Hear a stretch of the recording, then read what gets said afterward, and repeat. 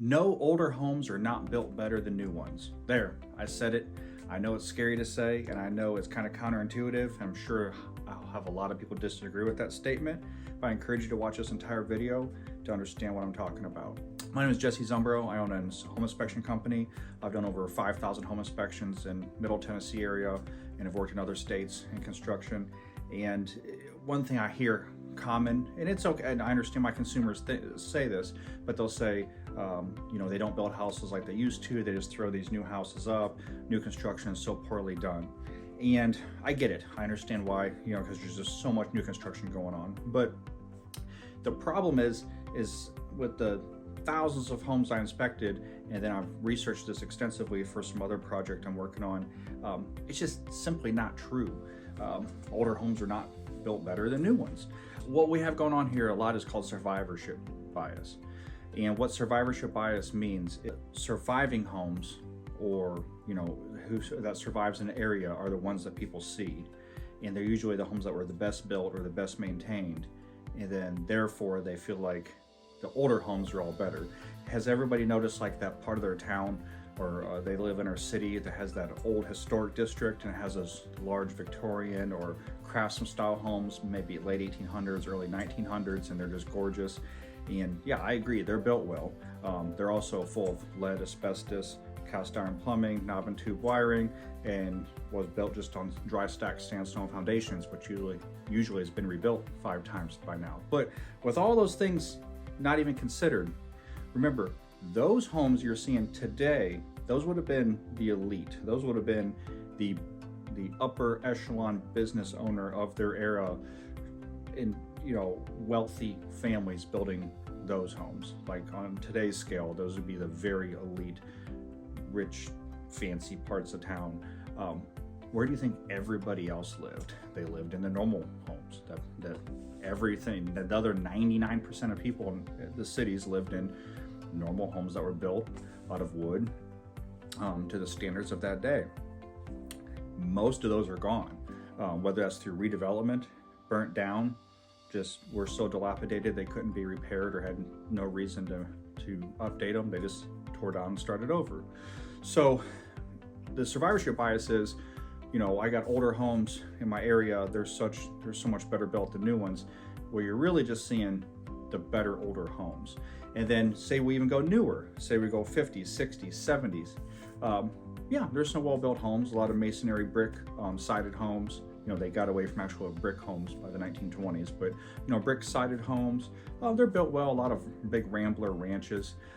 Keep in mind, during that construction period time, heavy electrical problems, grounded, ungrounded systems, really bad, some manufacturers, some really bad electrical problems during that time. Lead-based paints, asbestos-based insulation, a lot of arsenic in those homes. And people are like, well, I survived. Well, yeah, because the people who didn't don't get to talk about it. So, so you got your older homes pre-World War II. Basically, the only ones left are really those estate-style wealthy, mansions. Post-World War II, a lot of post-World War II construction has been torn down because of so poorly built residential homes. The ones that have survived, they've been updated heavily, and because there's a lot of chemicals and materials that will hurt you. Just for example, they started really tracking home fires in 1980. Even in 1980, every 1,000 homes, 3.2 were burning down every year. Today, that's under 1 per 1,000 homes. So homes have got substantially safer. In 1980, when they started tracking these same things, over 600 people a year were dying from electrocution in their homes. Now, this is not even adjusted for increased population, but today that number is around 180 people a year, if not less. And that's not even, now that would be substantially less per 1,000, right? Because our population is a lot bigger now. So home fires have been cut down by 60% because of better building practices. Home electrocutions are down 60+% because of that. You got cast iron plumbing has been replaced with PVC, much better drain pipes. They're going to last much longer and don't clog in as easy, and don't really clog in at all unless you put something down them. and they're really standing up long term like they expected they would. You had galvanized plumbing water supply pipes. Those didn't last nearly as long as they thought they would. They all corroded in. Then they replaced with copper. They're finding a lot of areas of the country, copper is getting pinhole leaks all over because of the municipal water supply eating away at it for too much flow. I'll get into that. So now we're using PEX. PEX is holding up about as good as they expected it to.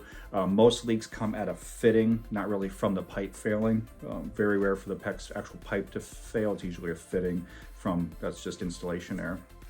So then it really just comes down to, you're saying the older homes are built better because they're saying they were built slower. A lot of times today they say, well, they throw these houses up just out of nowhere. That's kind of true, but also you got to remember technology is much better now.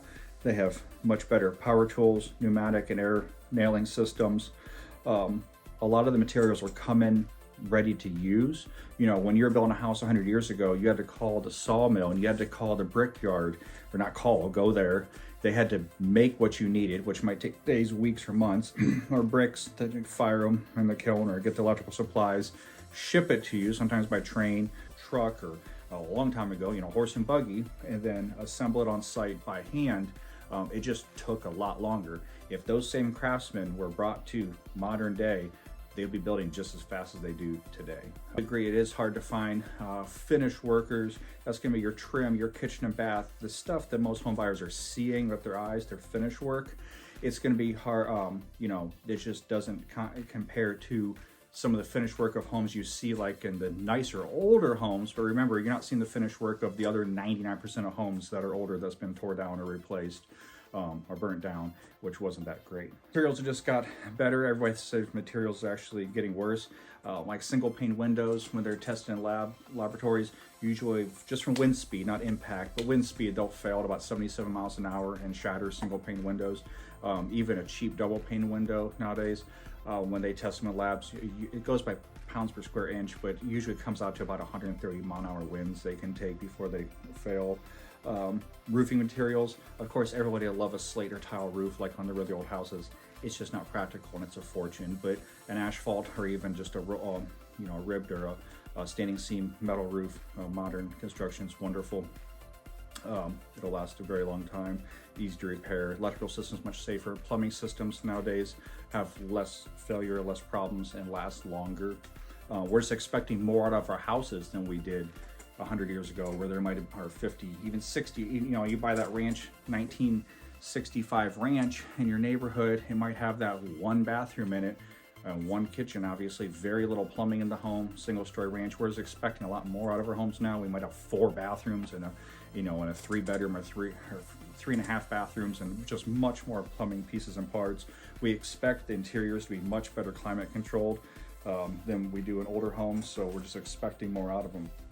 And we should, because technology's moved on to much better. And then, which comes down to, a lot of times I'll find a new home's a new home, and it should be darn near perfect. And they'll say it's not built like, this older home down the street. Well, you're right, that older home down the street has a sandstone foundation that has had 3 foundation companies fix it over the past 50 years and has uneven floors. People say, well, that just has character. Okay, but I agree it has character, but that doesn't mean that this slab foundation home with the crack in the corner that the builder needs to come back and fix. It means that there was something inherently just worse off in the construction practices with it. It's just not true. So there's good builders out there today. There's really bad builders out there today. Then there's a lot in the middle. 100 years ago, there was good builders out there for people who had money. There was in the middle for people just working class, and there was really bad ones just throwing up homes to get people in them. Just like today, there's more mechanisms to hold builders accountable. Just use those with your local inspection boards or departments and such. But the materials, the engineered drawings, the engineered products, everything, the electrical safety, plumbing safety, everything today, whether you want to admit it or not, is far superior to an average home of 100 or even 75 or 50 years ago. It's much safer. It'll stand up much better. I know I'm going to get a lot of pushback and say they disagree. That's fine, you can disagree, but it's just I mean, that's just opinion at that point. So there's nothing wrong with an old home as long as it's been updated, maintained, and it's safe. Nothing wrong with a new home as long as it's built right. But the fallacy that old construction is much better condition than and was built with much more care than the new construction, it just doesn't exist. Let me know in the comments what you think and what you've experienced. Yeah, thank you so much.